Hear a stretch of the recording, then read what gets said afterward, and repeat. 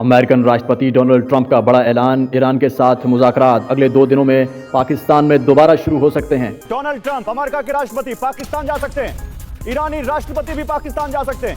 Iranian president is Raja Pezeshkian, who the mother of all deals can be signed in Islamabad also. And we welcome President Trump and President Pezeshkian to do it. बड़ी खबर breaking news ये है कि America और Iran के बीच दूसरे दौर की बातचीत होगी। इसी हफ्ते हो सकती है आमने सामने की ये बड़ी बैठक। अमेरिका और ईरान दोनों ने दूसरे राउंड की बातचीत के लिए हामी भर दी है। इस्लामाबाद में ही दूसरे राउंड की भी बातचीत की जाएगी। अमेरिकी अखबार न्यूयॉर्क पोस्ट को इंटरव्यू देते हुए अमेरिकी सदर डोनाल्ड ट्रंप ने कहा है कि पाकिस्तान में अगले 2 दिन में ईरान से मुज़ाकरात दोबारा शुरू हो सकते हैं और एकदम पाकिस्तान जो है वो जनाब मैप के ऊपर जो है दोबारा एक्टिवेट हुआ है। वैसे तो डीएक्टिवेट तो कभी हुआ ही नहीं था। दोस्तों, अमेरिकन सदर डोनाल्ड ट्रंप ने दोबारा से ईरान के साथ मुज़ाकरात करने का ऐलान कर दिया है और कहा है कि मुज़ाकरात फिर से इस्लामाबाद में ही होंगे। रिपोर्ट सामने आ रही है कि डोनाल्ड ट्रंप, मोहम्मद बिन सुलेमान, रजब तय्यब एर्दोगान और ईरानी सदर समेत कई आलमी लीडर्स का इस्लामाबाद आने का इम्कान है। इन रिपोर्ट्स के सामने आने के बाद इंडियन मीडिया पे कैसे क़यामत टूट पड़ी है, चलें ये वीडियो देखते हैं। डोनाल्ड ट्रंप अमेरिका के राष्ट्रपति पाकिस्तान जा सकते हैं। ईरानी राष्ट्रपति भी पाकिस्तान जा सकते हैं। तो पहले दौर की वार्ता विफल होने के बाद अब और बड़ा डेलीगेशन और बड़े चेहरे पाकिस्तान जा सकते हैं। डोनाल्ड ट्रंप पाकिस्तान जा सकते हैं। ईरान के राष्ट्रपति पेजेश्कियान पाकिस्तान जा सकते हैं। अगले हफ्ते पाकिस्तान में बातचीत हो सकती है। पाकिस्तान में ट्रंप और पेजेश्कियान की मुलाकात संभव है, ये सूत्र बता रहे हैं। और देखिए, एर्दोगान और सऊदी के मोहम्मद बिन सलमान भी पाकिस्तान जा सकते हैं। यानी तुर्की के राष्ट्रपति और एर्दोगान और सऊदी अरब के क्राउन प्रिंस मोहम्मद सुल्तान भी पाकिस्तान जा सकते हैं। शहबाज शरीफ कल सऊदी अरब जाएंगे। पाकिस्तानी मीडिया के हवाले से जानकारी आ रही है। यानी आप समझिए, जितने स्टेक होल्डर हैं इस वॉर के तमाम बड़े चेहरे पाकिस्तान पहुंच सकते हैं अगले हफ्ते। और गुलाम अब्बास हमारे साथ जुड़ चुके हैं पाकिस्तान से। इस्लामाबाद से उनके पास जाते हैं। गुलाम, पहले दौर की वार्ता विफल होने के बाद, नाकामयाब होने के बाद ये लग रहा था कि क्या दूसरे दौर की वार्ता होगी, लेकिन अब तो लग रहा है कि सीधे ट्रंप, पेजेश्कियान, मोहम्मद बिन सलमान, एर्दोगान सब पाकिस्तान आ सकते हैं। क्या वहां हलचल है पाकिस्तान में, बताइए जरा।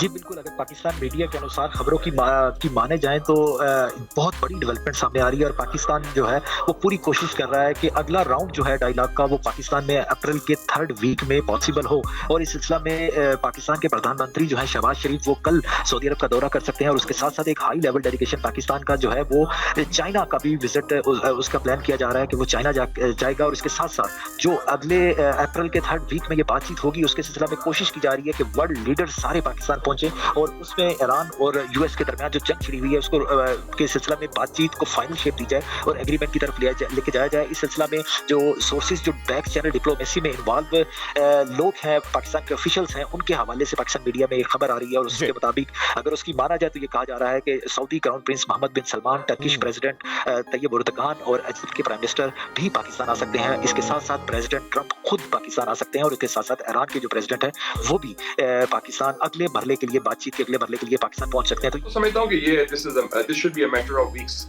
और मेरा ख्याल है जो डेडलाइन चाइनीज ने दी है 14 मई या 15 मई की, कि ट्रंप चीन आने से पहले अमन ले आए ईरान में, और ये ना हो कि चीन पहुंचे और बॉम्बिंग हो रही हो ईरान की, वो समझते हैं वो ठीक नहीं होगा ऑप्टिक्स के लिए भी और असूली तौर पर भी। तो आई फील कि events are going to move very fast. और वैसे भी मैं देखता हूँ कि Trump is a man in a hurry. जो काम करना चाहता है ना वो जल्दी में करता है, वो देर नहीं करता। अगर मगर नहीं करेगा फिर वो कहेगा लेट्स क्लिंच द डील।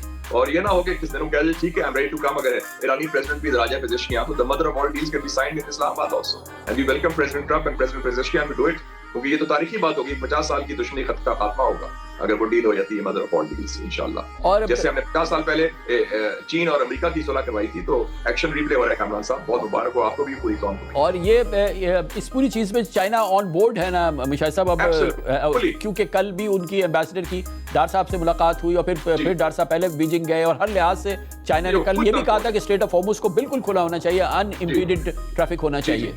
वो फुली ऑन बोर्ड है, हम और चाइना एक पेज पे है 100%। अगर डोनाल्ड ट्रंप पाकिस्तान पहुंचते हैं, एक टेबल पर दोनों देशों के इतने बड़े चेहरे होंगे, तो मतलब यह निकाला जाए कि सब कुछ ऑन वे है, गुड वे है और एक अच्छा रिजल्ट निकल सकता है।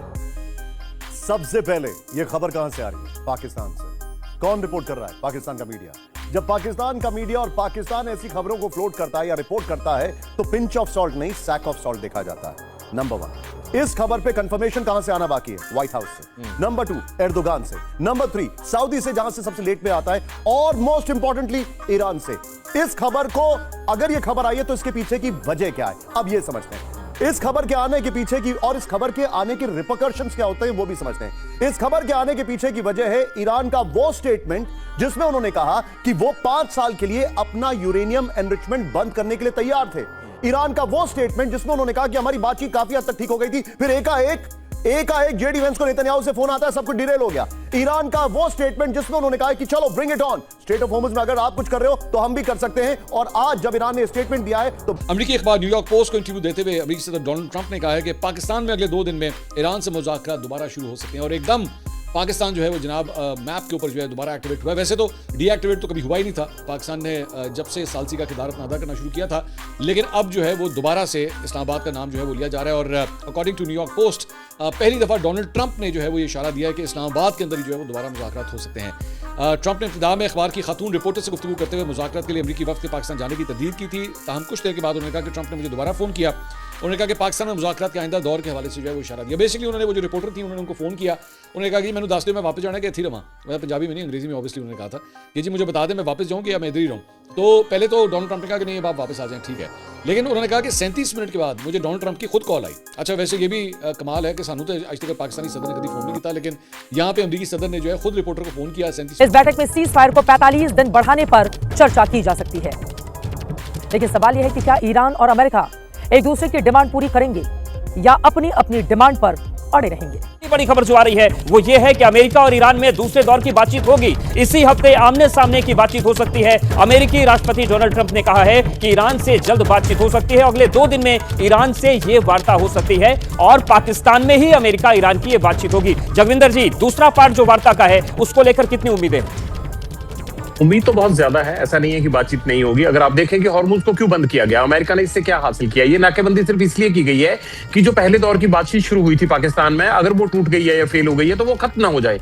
अब बताइए कि हॉर्मुज में अमेरिका ने शिप खड़े करके क्या किसको क्या हासिल हुआ, इससे किसी को कुछ भी हासिल नहीं हुआ। अमेरिका को क्या हासिल हुआ? ईरान ने भी कोई ऐसी एक्टिविटी नहीं की। अगर लड़ना होता तो ईरान भी अटैक करता, ये भी अटैक करते कि आप हॉर्मुज पे क्यों कब्जा कर रहे हैं। एक्चुअली डोनाल्ड ट्रंप ये चाहते थे कि कैसे यार ये बातचीत बनी रहे ताकि अगला कोई मौका आए और हम बातचीत करें। उसी के लिए हॉर्मुज को बंद किया गया है। और जैसे जैसे ये हॉर्मुज को बंद करने के कारण यूरोपीय देशों पर, बाकी देशों पर, चीन पर दबाव बना तो ये बातचीत का सिलसिला आगे निकला। लेकिन मैं आपको बता दूं कि तब तक कुछ नहीं होगा जब तक चाहे पाकिस्तान लाख कोशिश कर रहा है, एक टेबल पर बिठाने की कोशिश कर रहा है। असली हरी झंडी ईरान को चीन से मिलनी है और अमेरिका इसीलिए चीन की तरफ बढ़ रहा है। और अमेरिका की तमाम जो कोशिशें हैं उससे इन पूरे, चाहे डिप्लोमेटिक तौर पर रहे चाहे जमीनी तौर पर रहे, इसमें चीन को बहुत फायदा हुआ है और अमेरिका को बहुत नुकसान हुआ है।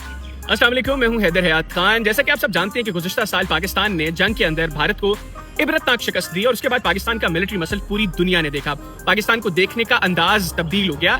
अभी पाकिस्तान ने डिप्लोमेटिक एंगेजमेंट्स के साथ ईरान और अमेरिका, वो 2 ममालिक जो गुज़िश्ता तकरीबन 5 दहाइयों से एक दूसरे के खिलाफ तकरीबन हालत जंग में थे, एक दूसरे के साथ उनकी दुश्मनी जारी थी, उनको मुज़ाकरात की मेज पर जंग के दौरान बिठाया।